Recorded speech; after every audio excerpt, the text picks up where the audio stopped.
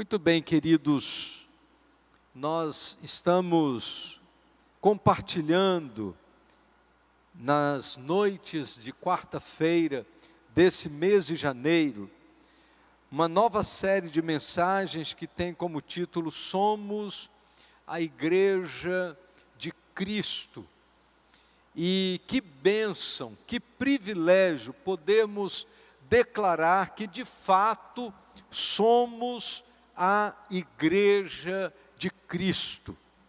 E é muito importante que o tema da série nos fala desse coletivo, porque ninguém pode ser sozinho a igreja. Não existe igreja senão na coletividade. E é nesse ambiente coletivo que Deus, por sua bondade e graça, se utiliza da nossa vida, e nós louvamos a Deus por esse privilégio. Na semana passada, nós definimos, junto com os irmãos, a igreja acolhedora, como uma igreja acolhedora é uma comunidade onde ninguém permanece sozinho em sua caminhada com Cristo. Isso significa que em nossa caminhada com Cristo, nós precisamos caminhar juntos. Não podemos caminhar isolados. Não existe possibilidade de caminharmos isolados na nossa caminhada com Cristo.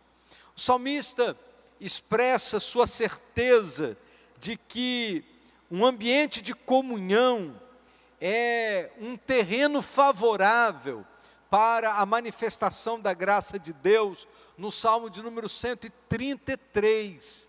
Esse salmo diz assim: ó, quão bom e quão suave é que os irmãos vivam em união. É como óleo precioso sobre a cabeça, que desce sobre a barba de Arão, e que desce a orla dos seus vestidos, como o orvalho de Hermon, que desce sobre os montes de Sião, porque ali o Senhor ordena a bênção e a vida para sempre. Mas a pergunta é, ali aonde o Senhor ordena a bênção e a vida para sempre?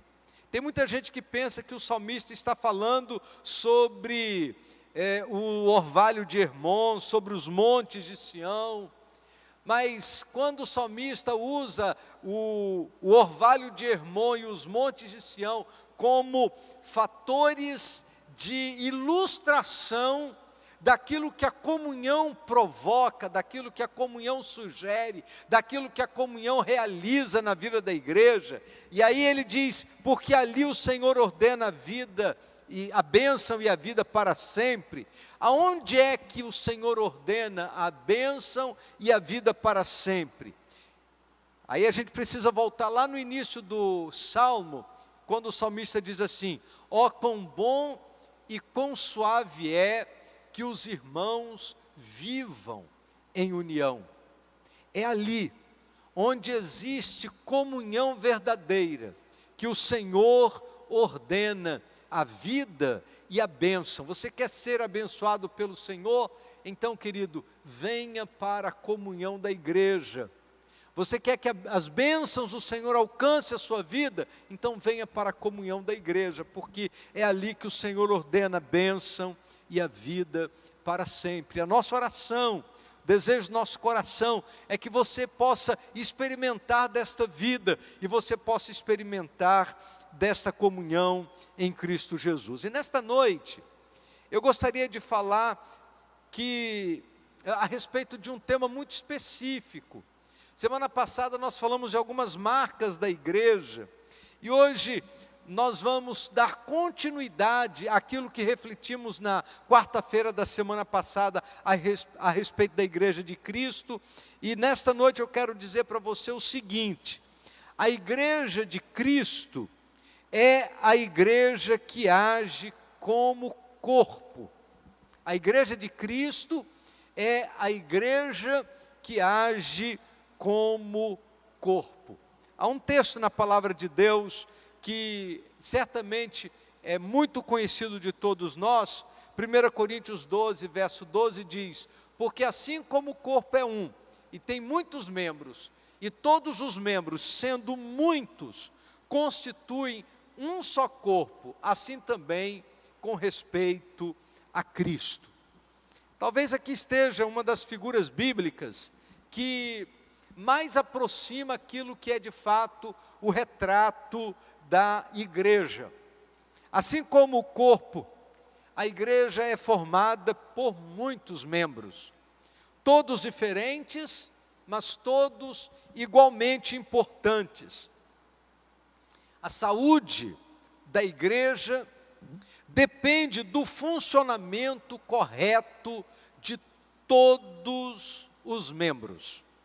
Sempre que leio esse texto e penso na saúde da igreja e do funcionamento correto de todos os seus membros, eu me lembro de uma vez que eu fui visitar uma pessoa da nossa igreja que estava com um problema no canal lacrimal. O canal lacrimal é um canal que fica aqui na parte interna do rosto, né, logo abaixo dos olhos, ligando. E o canal lacrimal tem como função extrair o excesso de lubrificação que existe nos olhos. Os olhos ficam sendo lubrificados, né, permanentemente, cada vez que a gente pisca. Então, os olhos estão sendo lubrificados. E o canal lacrimal ele tem a função de esgotar o excesso de lágrima, ou de excesso de umidade nos olhos. E por algum motivo, o canal lacrimal dessa irmã estava entupido. E por causa desse pequeno detalhe, ela não podia trabalhar, porque as lágrimas ficavam escorrendo no seu rosto o tempo todo. Ela não podia ir à escola, ela estava limitando todas as suas atividades por conta de um pequeno membro que não estava funcionando corretamente. Ainda que todo o seu corpo estivesse em perfeito estado, ainda que todo o seu corpo estivesse funcionando perfeitamente, apenas por conta do entupimento do canal lacrimal, ela estava impedida de ir para a escola, ela estava impedida de ir para o trabalho, ela estava em casa de licença por conta de uma circunstância, de um órgão tão pequeno, mas que estava causando um transtorno tão grande à sua vida. Quando eu penso nisso, eu imagino que a relação entre isso e a igreja é muito importante. Não importa o que você faça, se o trabalho que você desenvolve na igreja é visto por todos, ou o trabalho que você desenvolve na igreja não é visto por ninguém. O importante é que você faça aquilo que Deus colocou na sua vida para desempenhar como ministério. Se o seu ministério é muito reconhecido ou pouco reconhecido, querido, quem vai fazer o reconhecimento de verdade é o Senhor. A Bíblia diz que Deus não é injusto para se esquecer da vossa obra e do amor que para com o seu nome mostrastes, porquanto servistes aos santos e ainda os servis. Deus não é injusto, mesmo que você seja dentro da igreja um canal lacrimal, que a gente nem sabia da existência dele. Deus colocou você ali. E Deus colocou porque você é importante.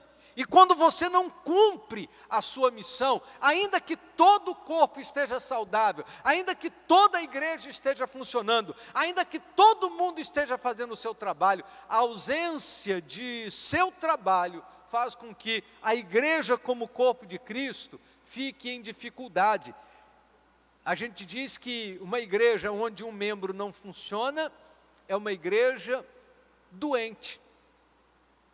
Assim como no nosso corpo, se qualquer membro para de funcionar, nós adoecemos, assim também é na igreja. Quando qualquer membro não cumpre a sua parte, não funciona perfeitamente, não desenvolve o seu ministério adequadamente para que possa exercer aquilo que Deus colocou em suas mãos para exercer, a igreja fica doente. Por isso, É tão importante que cada um compreenda o seu lugar de trabalho, cada um compreenda o seu lugar, porque a saúde da igreja depende do funcionamento correto de todos os seus membros. Existe uma máxima que nós usamos sempre aqui na nossa igreja: pessoas certas, nos lugares certos, pelos motivos certos. Imagine se minha mão estivesse no lugar da minha orelha, seria uma anomalia, né, no meu corpo. Imagine se a minha boca estivesse no lugar do meu nariz, seria uma anomalia no meu corpo. Ou se qualquer outro membro do meu corpo estivesse fora do lugar, ocupando o lugar de outro, seria uma anomalia. Assim também é no ambiente da igreja.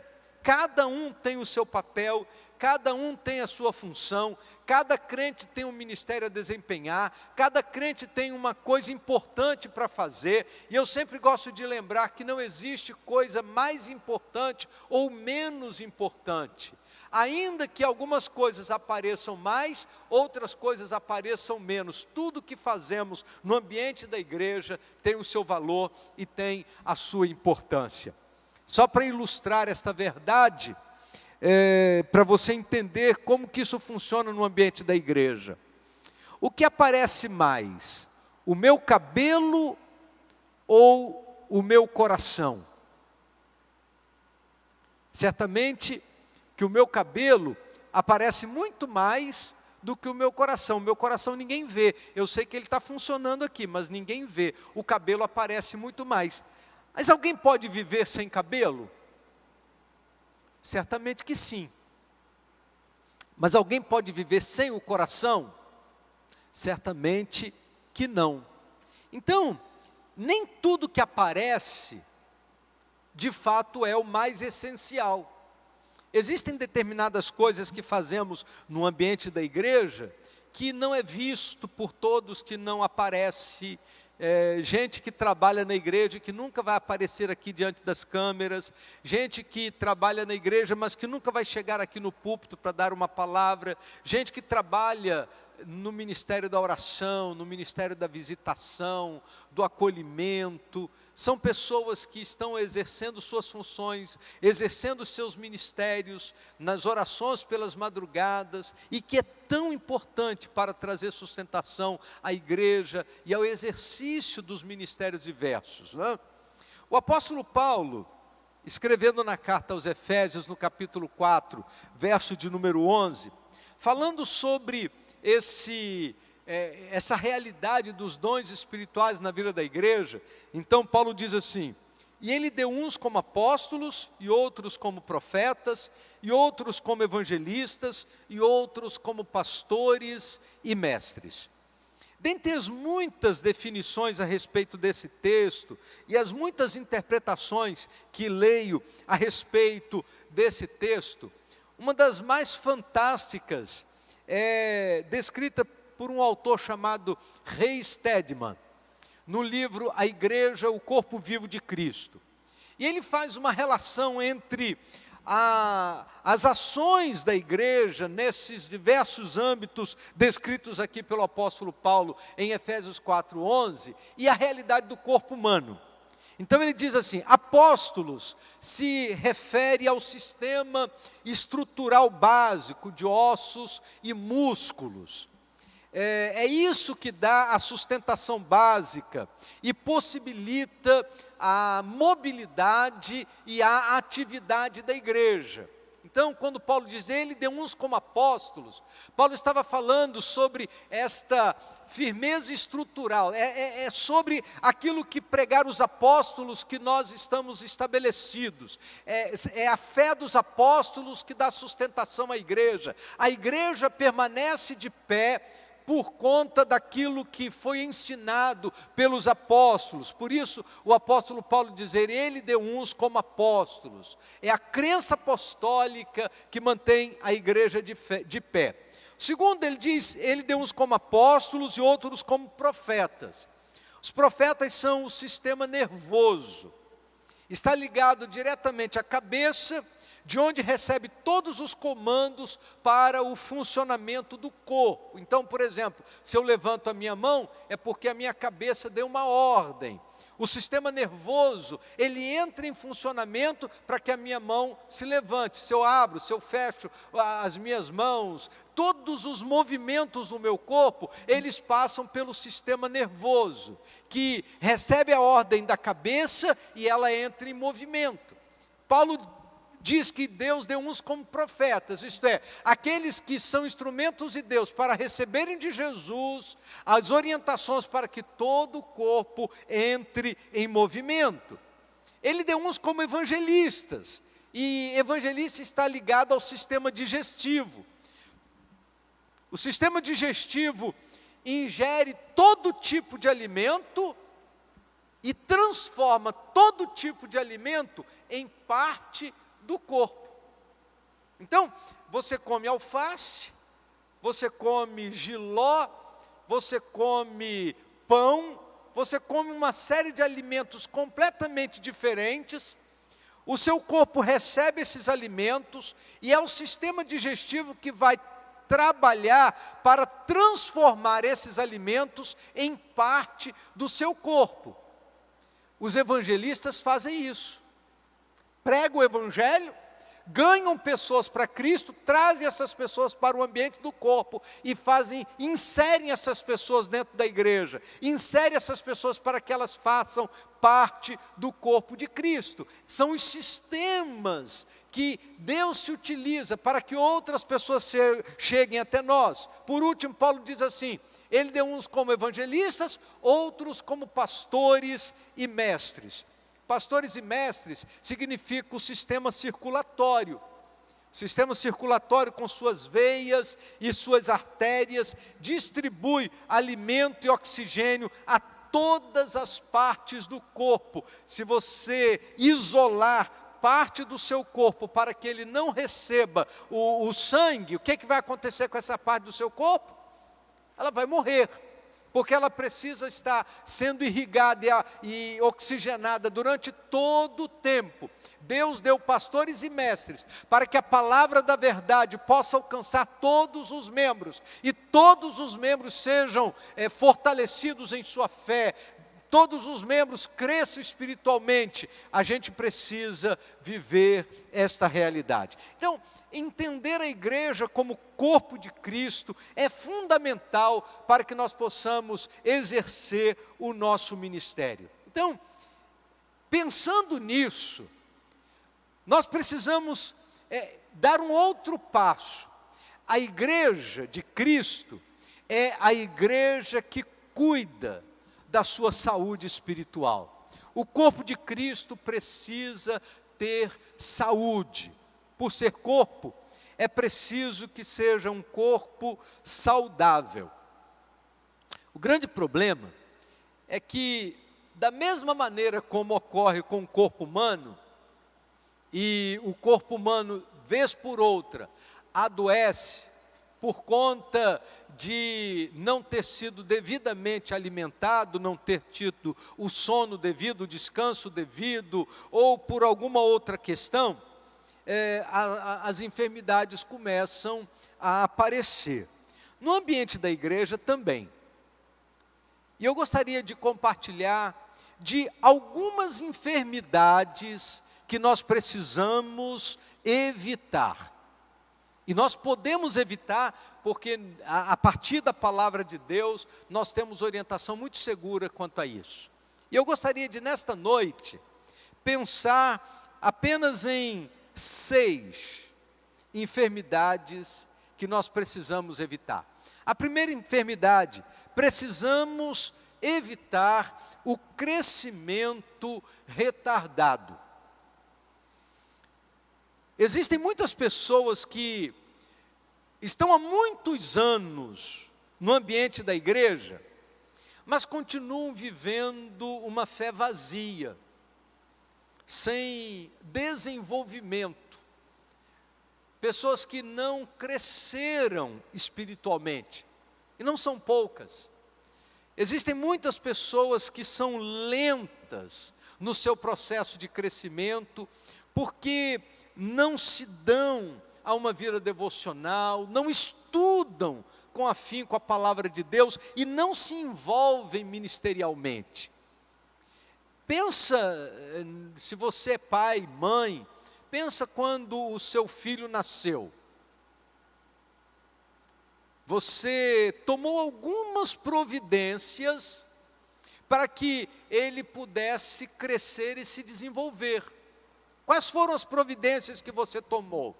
Você dava alimento assim nos horários certos, você permitia que ele descansasse nos horários certos, você estimulava a sua fala, depois você começou a estimular para que ele pudesse engatinhar, e depois você estimulou para que ele pudesse andar, e com isso, seu filho foi crescendo de maneira natural. Não adiantava você ficar lá no berço dizendo assim, olha, você precisa crescer, se você não oferecesse as condições básicas para que ele pudesse crescer de maneira natural, não é assim? Pois é, queridos. Olha o que a Bíblia diz em Hebreus capítulo 5, versos de 12 a 14. Preste atenção no que a palavra de Deus diz. Porque devendo já ser mestres, em razão do tempo, ainda necessitais de que se vos torne a ensinar os princípios elementares dos oráculos de Deus, e vos haveis feitos tais que precisais de leite, e não de alimento sólido. Ora, qualquer que se alimenta de leite é inexperiente na palavra da justiça, pois é criança. Mas o alimento sólido é para os adultos, os quais têm pela prática as faculdades exercitadas para discernir tanto o bem como o mal. Sabe o que a palavra de Deus está dizendo? Tem gente que não se exercitou para crescer. E existem muitos crentes que estão sem o desenvolvimento necessário para a sua vida cristã. A segunda, não menos difícil enfermidade que nós precisamos evitar é a hidrocefalia. Sabe o que significa? Aquele crente que conhece muito, mas não aplica. A cabeça fica enorme, cheia de conhecimento. Conhece muito da palavra de Deus, é capaz de citar textos e mais textos, só não vive. Está tudo aqui, ó. Tudo na cabeça, mas nada no coração. Sabe o que a Bíblia fala? Tiago capítulo 1, verso 22. E sede cumpridores da palavra e não somente ouvintes, enganando-vos a vós mesmos. Não adianta nada você saber muito. E tem um monte de gente aí, ó, expert, só não coloca em prática. Só não vive. Se distanciam do ambiente da comunhão, se distanciam do ambiente da evangelização e se ocupam em saber, mas não se ocupam em ser. Não adianta nada a gente ter uma cabeça cheia de conhecimento e uma vida vazia da prática cristã. Terceiro perigo, precisamos evitar o sedentarismo. Eu creio que não é só na nossa igreja, mas eu creio que em toda a igreja tem o crente sedentário. Está ali, fala, mas está sempre sentado, sempre na sua zona de conforto, sempre parado, sem sair do lugar, sem mobilidade. O sedentarismo provoca tudo isso.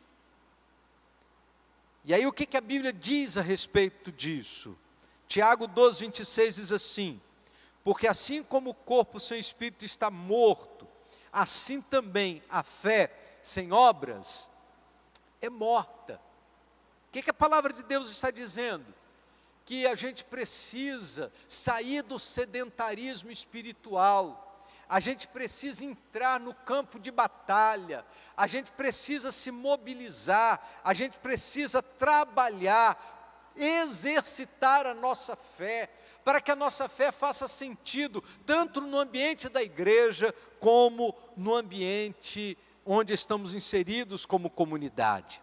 Em quarto lugar, outra enfermidade que nós precisamos evitar é o autismo. Tem um monte de crente que está vivendo no mundo da lua, desconectado de tudo que é espiritual, seja no ambiente do culto, seja no ambiente ministerial. Existem muitos interesses que acabam ocupando o lugar da palavra de Deus, da vontade de Deus, da obra de Deus, da comunhão da igreja na sua vida. O texto que lemos no início do culto desta noite, de 1 João capítulo 1, verso 7, diz: mas se andarmos na luz, como Ele na luz está, temos comunhão uns com os outros, e o sangue de Jesus Cristo, seu Filho, nos purifica de todo pecado.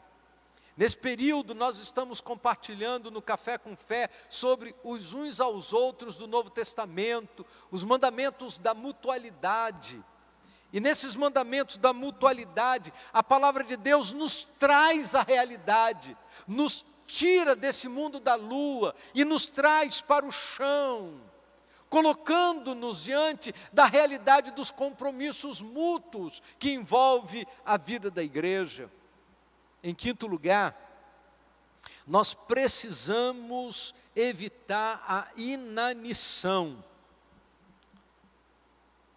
Tem alguns que estão tão fracos na fé, porque só se alimentam uma vez por semana, e olhe lá, quando vem à igreja, quando acessam ao culto, e durante toda a semana, não sabem por si mesmo buscarem na palavra de Deus o alimento para as suas vidas.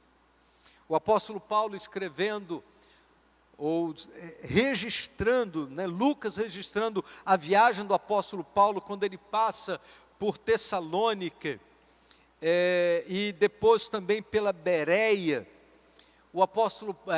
Lucas registra do apóstolo Paulo essa experiência, dizendo assim: ora, estes eram mais nobres do que os de Tessalônica. Os de Bereia eram mais nobres do que os de Tessalônica, porque receberam a palavra com toda a avidez, examinando diariamente as Escrituras, para ver se as coisas eram assim. Eu acho muito interessante o exemplo dos crentes de Bereia, porque eles não estavam ouvindo nenhum aventureiro, eles não estavam ouvindo nenhum pastor neófito, eles não estavam ouvindo uma pessoa sem credenciais, eles estavam ouvindo o apóstolo Paulo. Mas mesmo assim, ouvindo o apóstolo Paulo, eles iriam conferir. Depois de ouvir o que Paulo dizia, eles iam para a palavra de Deus para conferir, para ver se aquilo que Paulo estava ensinando correspondia à verdade. E diz o texto que eles examinavam diariamente as Escrituras para ver se estas coisas eram assim. Nós precisamos, como os cristãos bereanos, examinar diariamente as Escrituras, conferir diariamente as Escrituras e viver intensamente aquilo que a palavra de Deus nos ensina. Por último, precisamos evitar a esterilidade. O resultado de pesquisas realizadas recentemente sobre a crise espiritual que atravessa a igreja evangélica, constatou-se que apenas 5% dos crentes já ganharam alguma alma para Cristo. Ou seja, apenas 5% já tiveram a alegria de gerar filhos espirituais. 95% permanecem estéreis, sem gerar filhos para o Senhor. Esses números são alarmantes e são assustadores. E a minha oração nesta noite, meu irmão, pela sua vida, é que você não seja parte dessa pesquisa terrível. Que você não esteja entre os 95% estéreis. Que você seja um crente frutífero. Que você produza frutos espirituais abundantes para a glória do nome do Senhor. Porque foi para isso que Deus nos salvou. Tem muita gente que acha que Deus nos salvou apenas para poder nos garantir a entrada no céu. Mas a Bíblia diz que Deus nos salvou para que sejamos frutíferos no ambiente do reino. Mateus capítulo 28, os versos 19 e 20 diz: portanto, ide, fazei discípulos de todas as nações, batizando-os em nome do Pai, do Filho e do Espírito Santo, ensinando-os a observar todas as coisas que eu vos tenho mandado. E eis que estou convosco todos os dias, até a consumação dos séculos. O Senhor nos colocou no mundo para que nós sejamos instrumentos dEle, para fazer discípulos de todas as nações. Eu e você precisamos continuar no compromisso da vida discipular. Nós vencemos a esterilidade quando resolvemos ser instrumentos do Senhor na vida de alguém. Eu não sei quantas pessoas você já ganhou para Jesus na sua vida. Eu não sei quantas pessoas você já compartilhou, a quantas pessoas você já compartilhou do Evangelho. Mas estamos ainda no início de 2021. E se existe alguma coisa que nós precisamos colocar como meta da nossa vida, é: Senhor, faça-me frutífero. Eu quero ser uma igreja frutífera. Eu quero ser um crente frutífero. Então, Senhor, usa a minha vida para que eu possa produzir frutos espirituais na vida de outras pessoas que ainda permanecem carentes do amor do Senhor. Então, uma igreja saudável, um corpo saudável, precisa ter o crescimento natural, precisa ter a cabeça cheia da palavra, coração que ferve, que pulsa pela palavra. Uma igreja saudável, ela não se permite ao sedentarismo, ao autismo, à inanição e à esterilidade. E o desejo do nosso coração é que você faça parte disso, meu irmão. Que você faça parte disso, minha irmã. E que sejamos instrumentos do Senhor nesse ano de 2021. Sejamos agentes de transformação na vida das pessoas com quem nós nos relacionamos, para que como igreja, corpo de Cristo, sejamos instrumentos da graça do Senhor na vida das pessoas que estão à nossa volta. E eu quero orar a Deus, pedindo que o Senhor, com a sua graça, com a sua bondade, venha realizar isso em nossa vida e através da nossa vida. Vamos orar juntos? Pedindo que Deus nos use. Eu quero que você ore pela sua igreja. Se você é membro da Brasilândia, ore pela Brasilândia. Se você é membro de uma outra igreja, está participando do culto conosco, ore pela sua igreja. Peça saúde para a sua igreja. Agora, não pense que a saúde da sua igreja vai começar com os outros. Pense que a saúde da sua igreja começa com você, membro. Você precisa ser um membro saudável. Você precisa cumprir com a sua função. Você precisa permitir que Deus use a sua vida para aquilo que Ele mesmo planejou. E a partir de cada um de nós, cumprindo a nossa parte, seremos uma igreja saudável, que cumpre plenamente com os propósitos do Senhor. Vamos orar? Coloque a sua vida diante de Deus e diga: Senhor, se existe enfermidade na minha vida, cura, Deus, para que eu seja um membro saudável, para que a minha vida glorifique o nome do Senhor. Vamos falar com Deus? Ó Deus bendito, nós queremos te agradecer pelo privilégio e bênção de sermos a igreja do Senhor neste mundo. Parte da igreja na terra e, de maneira particular, nós somos parte da igreja onde estamos inseridos, e nesta noite, pessoas de muitas igrejas partilham conosco desse momento de culto. Por isso nós queremos pedir que haja saúde na igreja, que haja saúde em nossos relacionamentos, que haja saúde, Deus, e que a saúde da igreja comece de fato com a nossa entrega em amor, com o empenho da nossa vida dedicada ao Senhor e ao Teu reino. Por isso, ó Deus, nesta noite, antes de trazer cura para a igreja, traga cura para os membros, aqueles membros que não estão funcionando, ó Deus, traga um despertamento espiritual, um choque de realidade, para que, ó Deus, esta consciência de corpo nos mobilize, esta consciência de corpo nos desperte, essa consciência de corpo nos coloque em movimento, para que, ó Deus, sejamos uma igreja saudável, que glorifique o nome do Senhor e que cumpra a missão que o Senhor tem nos dado. Senhor, queremos te agradecer por esta figura tão fácil de entender, quando a tua palavra ilustra a igreja com o corpo humano. E aí a gente tem a compreensão de como o Senhor deseja que vivamos.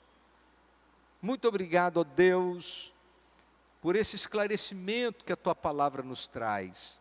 E queremos te pedir que a gente possa viver intensamente o Evangelho e a gente possa ser, de fato, uma igreja saudável, que cumpra plenamente a sua missão. Nós oramos agradecidos em nome do Senhor Jesus. Amém, Senhor. Que Deus abençoe sua vida, meu irmão, que Deus abençoe sua vida, minha irmã, para que, como membros desse corpo, saibamos viver intensamente o Evangelho de Cristo, e assim sejamos instrumentos do Senhor para a saúde da igreja do Senhor aqui nesse lugar. Que Deus nos abençoe, que Deus abençoe sua vida, e se esta palavra trouxe algum despertamento no seu coração, na sua vida pessoal, nós gostaríamos muito de vê-lo atuante, mobilizado, servindo a Jesus e dedicando ao Senhor a sua vida por inteiro. Que Deus te abençoe, que Deus nos dê a todos nós uma noite de repouso, de restauração, preparando-nos para o dia de amanhã.